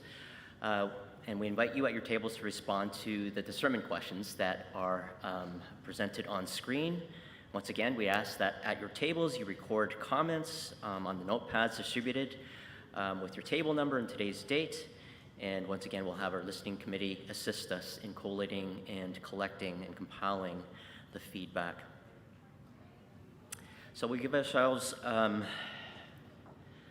okay, Doug is our timekeeper over here. He says 5 minutes. We are trying to conserve time here, so okay, we're gonna have to keep things moving. Okay, I'll check after 5 minutes and we'll see, and we'll move from there.